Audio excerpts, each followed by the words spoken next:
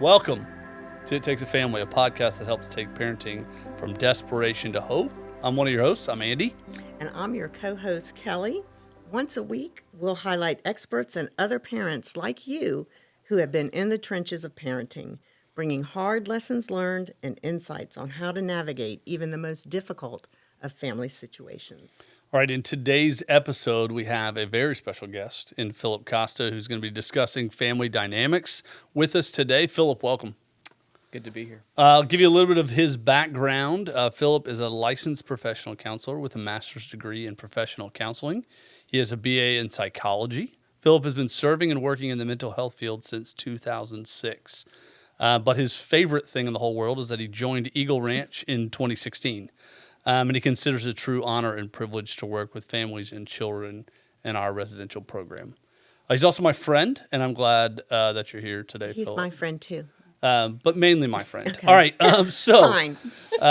Philip, the place that we like to start with everybody on the podcast is kind of get a sense of, we're a family podcast, so get a sense of the family that you grew up in and the one that you lead now. Yeah.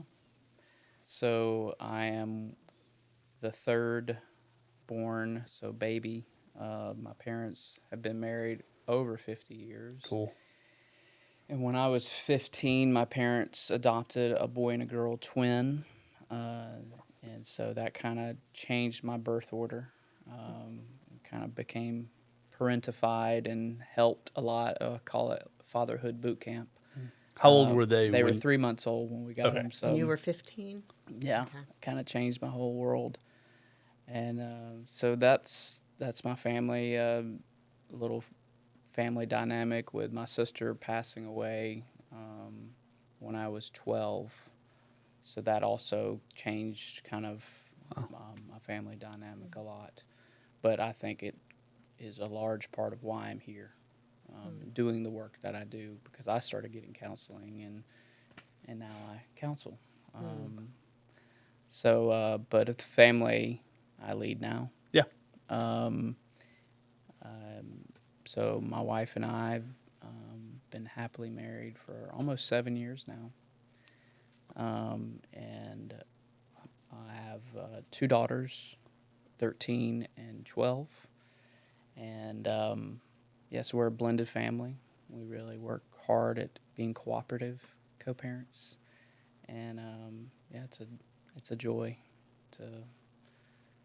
to be able to walk in hard places, to then be able to give that empathy and humanness to the people that I serve. Wow. Cool. Thank you for sharing that.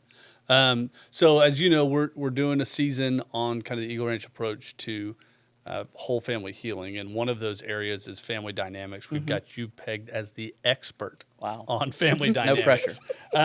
So as I use that term, kind of what comes to mind, kind of broad strokes, help us define a little bit what family dynamics are. Yes. So there's a lot of huge range there, obviously. You have grandparents raising grandchildren. You have single moms. You have parents that adopt. You have older parents. You have family systems issues of sickness or trauma or loss. Ongoing mental health issues in the family. The number of siblings. So it's basically family dynamics is you're living it every day. You walk home, or you get home and you walk in the door, and maybe you don't walk home. But if you don't have a car, that's part of having family dynamics, like job loss or anything that you're dealing with. You're experiencing it, and that's how you were parented. Shapes the way you're parenting, and so yeah. So it's fair to say in some ways it's generational. Oh, for sure. So some of what you've learned is passed down. Some of it is the setup that's in your family and kind of what's going on and all that. I mean, family dynamics is interesting. And as I hear you say that, like everybody has family dynamics. It's not as if I go, well, I just don't have any family Yeah. dynamics. Like, by nature of the fact that I'm alive, I have a dynamic of a family, either one that I grew up in or one that I'm leading now. So how does a person kind of recognize important dynamics in their own family? Like, what do you do to kind of go, oh, what are my family dynamics? Yeah, and why is it important Sure. Yeah.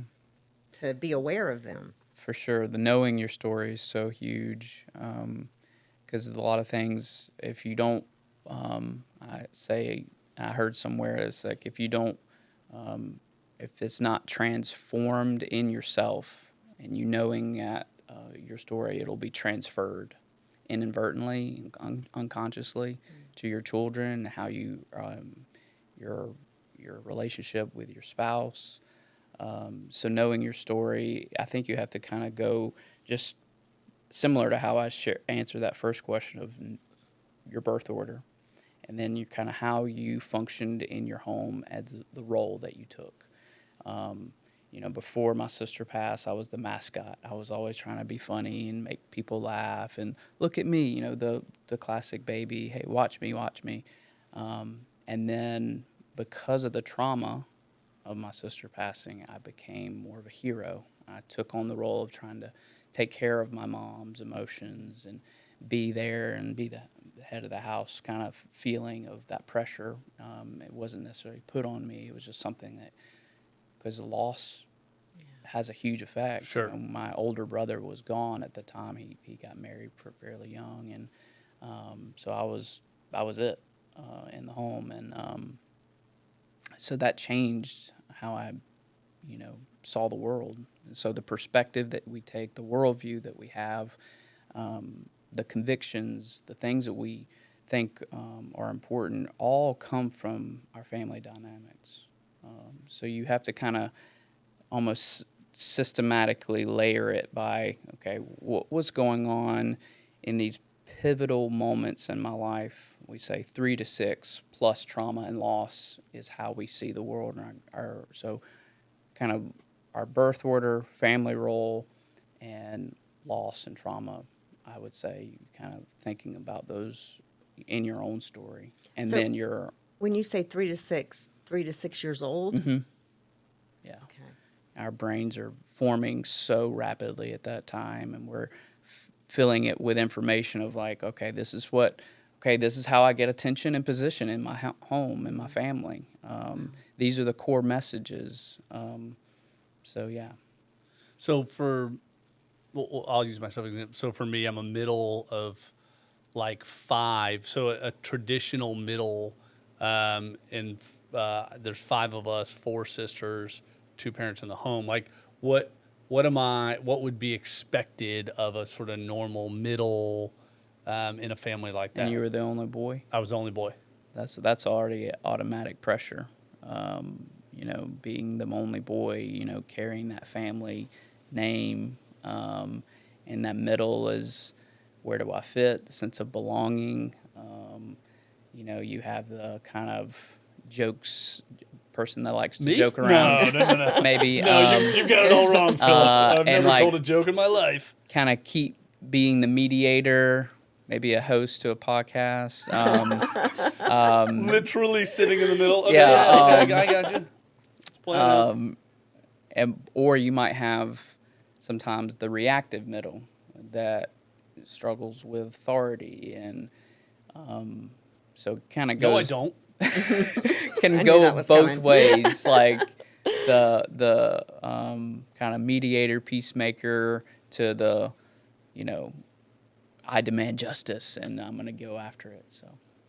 So how does somebody kind of like, what's the work to kind of identify? You talked about this a little bit, but like really to identify my own family dynamics. Is it, what are the questions maybe I would ask myself? You talked about trauma. You talked some about like birth order. Are there other questions or other ways for me to kind of think about this particular thing? Bruce Perry wrote a book called What Happened to You instead of versus like what's wrong with me, like what happened to me, and that compassionate curiosity.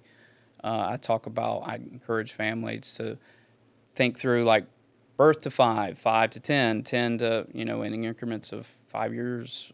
Just think through, and you might need, our brains don't forget, they remember, but sometimes we develop psychological barriers that we repress memories. So you might need to have a therapist to kind of help you, or somebody that you trust to talk through your story. If it's not revealed, it's not going to be healed. And so talking about things and getting it out, and bring it into the light. So therefore, those things that maybe trigger you, or pet peeves, or things that just so bother you, typically go back to unresolved things in your story that you're not even aware of. All right, so if we're keeping track, Kelly, if it's not revealed, it's not healed, and what's not transformed gets transferred. I mean, I know, those are We got good. 2 zingers already from Philip. You should be a counselor or something. I know. Well, I was going to ask too. So, the families that come to the ranch that you work with, am I right that you are doing this both with the child, but also maybe with who's ever in the parental role? Oh, yes. So you're doing it with both? I would say 70% of my work is more focused on the parents. I would say they're the unsung heroes. The child is the hero for sure of, because they're bringing the whole family into therapy, where they think, oh, like this is the identified, person that's here, but it's like really the whole family's the person that Do we're you working get with. pushback on that from parents? I think the admissions process is so thorough now with doing the family map or the genogram, seeing those patterns. They're seeing it. I mean, some of those sessions are at the beginning are very extensive. So they're seeing, like, this is kind of what we're doing. This is kind of the family systems approach where we're going to take. And I think that's helped a lot, that buy-in and understanding. It's like, okay, the marriage is huge, or these unresolved issues from the past. And so I have continual conversations with parents, and inviting them to press in and lean into their story, so that therefore they can parent differently versus, my kid's doing XYZ. It's like, well, they didn't get it from the neighbors. So Write that down, Andy. Kinda They look- didn't get it from the well, maybe neighbors. kind of have to look in the mirror a little bit. So what's an example of they didn't get it from the neighbors? We talk about these things that are passed down from generations. Have you seen this be true? But what are some of those things that I might look and say, oh, this is a generational pattern. Oh, yeah. My parents to me, or for anyone. I think probably an easy one is how anger's handled. Okay. So if you I know you grew up with a father that was an alcoholic. 3 messages that kids grow up learning is don't feel, don't trust, don't talk in a family system like that. Okay. And so dad's sitting there, got home. Now that's the grown son of the father that was an alcoholic. He comes home so stressed. He, is feeling all those feelings, and his kid sits down beside him and is like, hey, Daddy, what's wrong? You seem upset. Nothing. And so that child then learns men don't share feelings. Gotcha. And it's not okay to share feelings. So I have to be strong.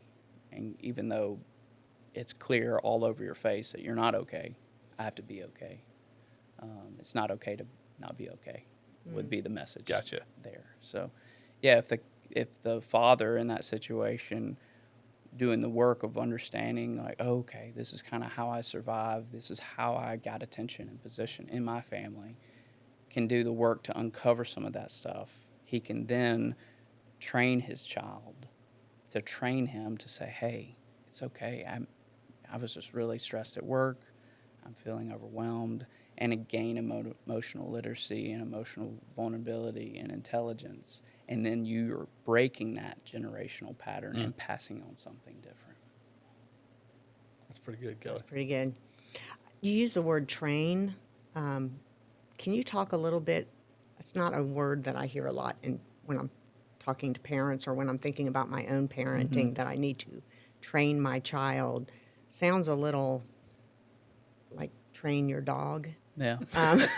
Tell me, why do you specifically use that yeah, word? train up a child in the way they should go, for when they're older, they won't depart from it. I don't know the That's in the scripture Bible. reference Thank you, to that. Andy. We can put it in the show notes or Yeah, something. show notes. But yeah, training versus control. You're going to do one or the other. When you're in your fear, when you're wanting the child just to behave, so you can be okay. That kind of codependency. You be okay, so I can be okay, or just leave me alone because I'm overwhelmed. There's tons of reasons to control, and it's usually pretty fast. Don't quit, stop, quit. Shut it down. Which then sometimes that works in the presence of the parent, but then the parent leaves and the child hasn't really learned and developed those skills to think through those choices and consequences. Yeah. So it's slow. Training is slow, and it has to do a lot with the emotional differentiation or the emotional regulation of the parent. And so when you're fearful or angry and your face is rewarding the child's behavior that you're trying to get to stop, like, don't, no yelling in my house. Like, okay, well, you're yelling. you're modeling the very behavior you don't want to see in your Yeah. house. So it's so that's kind of a lot of what we do here. The house parents are really great at modeling that family system of training using choice consequence with the parents, and doing it with them, showing them how to do it, and then we just kind of walk with them through that process.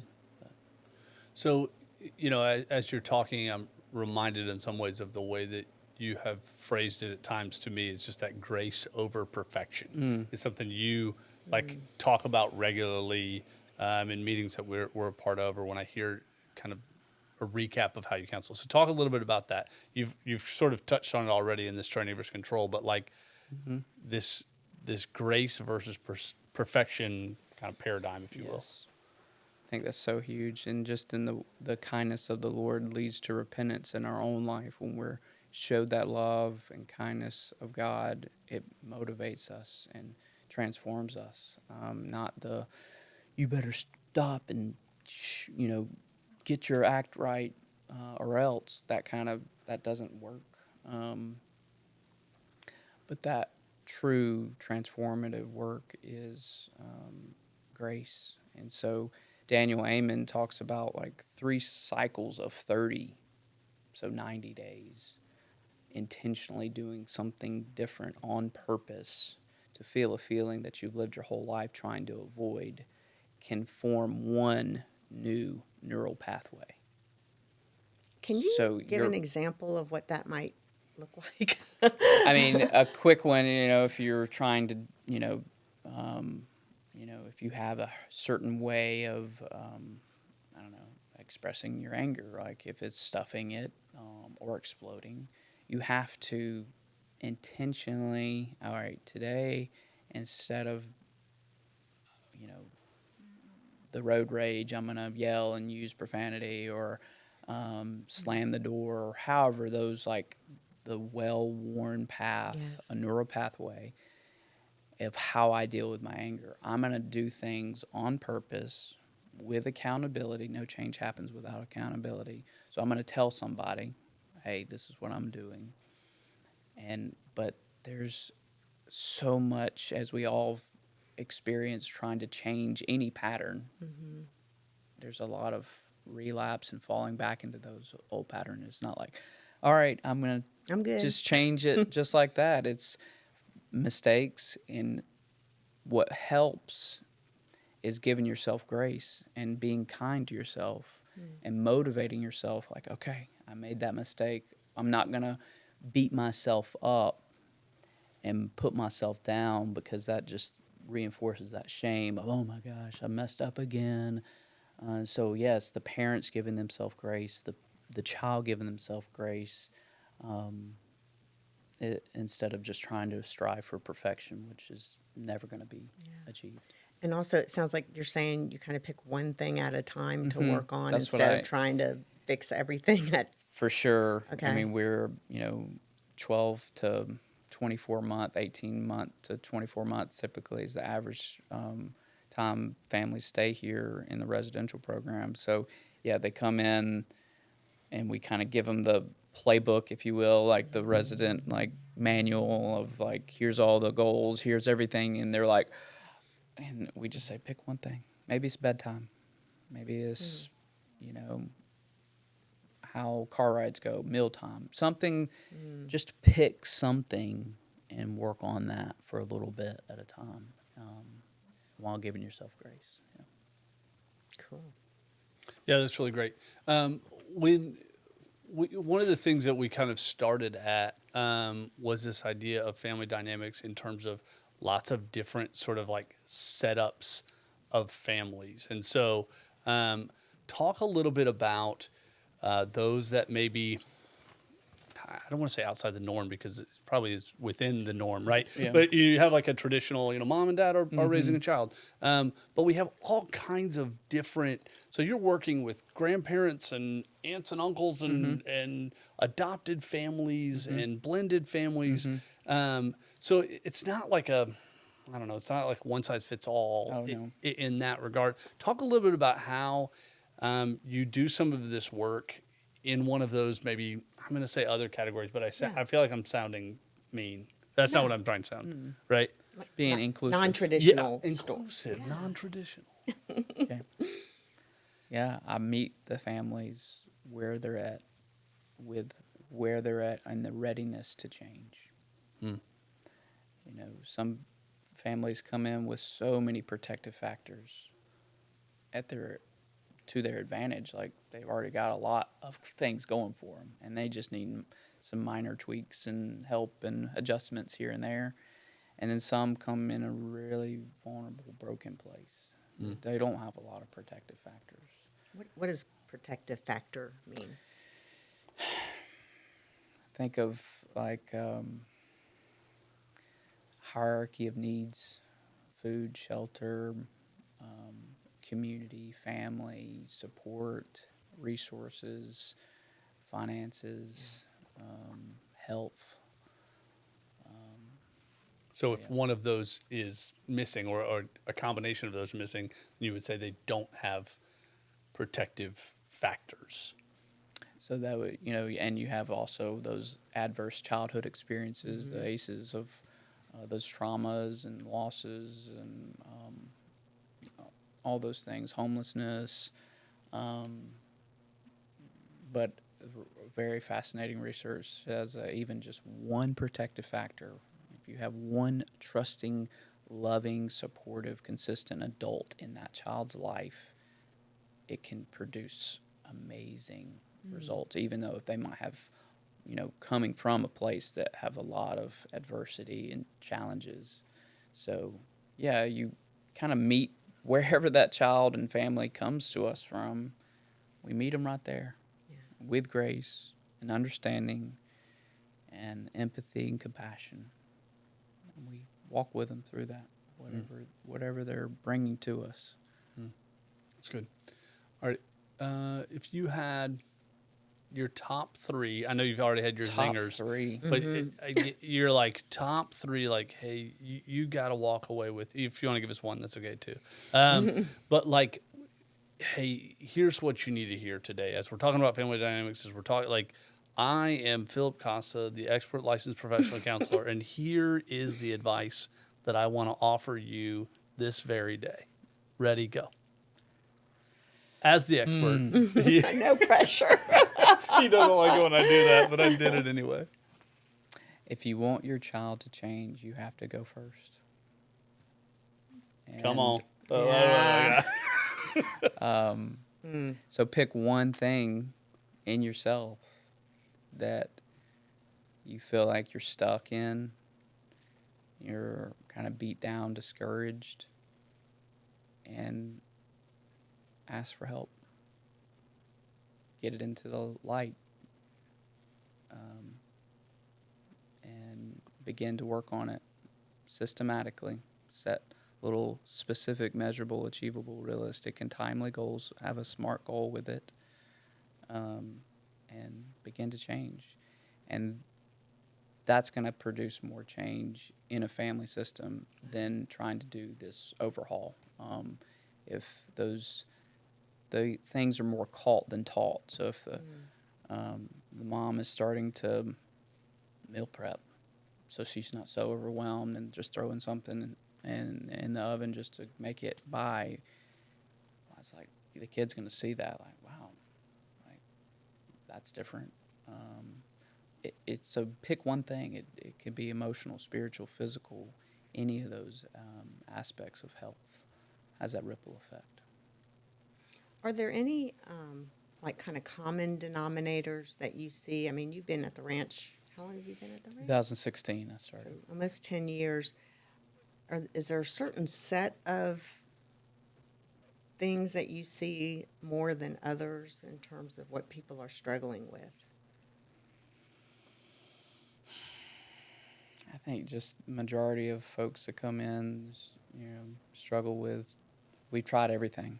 And my child is doing XYZ still, whether that be, you pick, school issues, not complying with rules.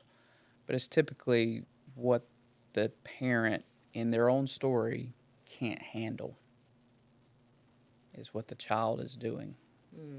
And so if you maybe had the story of like, I have a lot of regret in my academics and I missed out on that. Well, the child, because you kind of taught them, this bothers me. If you don't do your homework, like I get really intense about it. So if you have a very compliant, maybe firstborn child, they'll probably do their homework. But if you have a lastborn or a middle or maybe an only child, or it doesn't always fit, one size fits all, but they might choose to do the very thing that kind of ticks you off. I'm not going to do my homework. What? In this house, we do our homework. You see the face. Yeah. So it's okay. You don't have to do homework. As soon as you get your homework done, then you can have free time or you can go with your friends and you stay calm. I love you. I'm for you. But you can't do this work until you do the work of working on your own story. Man. All right, so if I'm like recapping Philip Costa's one-line wisdom book, what gets revealed, what doesn't get revealed doesn't get healed. What doesn't get transformed gets transferred. You didn't get it from the neighbors, which I have stolen from Philip. I say it all the time. I love. Ouch. Didn't get it from the neighbors. What if you're our neighbor? So. Might have gotten it from Andy. I don't know. And then just that idea of sort of working on and finding that one place to heal. You had like a really nice saying even with that, but I've forgotten it. But kind of, I think what it does is it recaps this family dynamic sort of thing of it doesn't have to be so big. I've got to solve my father's alcoholism or this trauma in my life, but like, hey, how do we make it? What's the thing in my heart that I want to work on as a parent, and how do I begin to kind of take those new steps towards something different? That has the impact in the family dynamic. Like that's what ultimately changes the family dynamic, and that's it's a lot easier to take one little step than to feel like I've got to solve Everything. all the problems all at once. Absolutely. Man, thank you so much for being here. Your wisdom and friendship is incredible. So really appreciate. Thank you for having me. Absolutely. Thank you, absolutely. Philip. Thank you. And I want to thank everyone who tuned in today. We hope this episode was encouraging to you and gave you some valuable insights that you can use. Tune in next week for stories from parents like you to hear their hard lessons learned and insights they wish they would have known going through parenting as well. All right, if you enjoyed this episode, we would love for you to leave a comment on Apple or Spotify. If you did not, you can hide it under a bushel and keep it to yourself because we want it to help other people and we tell other people about it. If you enjoyed it, if you didn't, again, keep it to yourself. Feel free to connect with us. Stuff it down. Stuff it Stuff down. it down. Conceal, don't feel. Isn't that what you said, Philip? No? Okay. Oh, that's Elsa. Okay. Feel free to connect with us on Facebook and Instagram. Let us know topics you want to listen to. Thanks again for being a part of this. It takes a family. Have a great week. Thank you.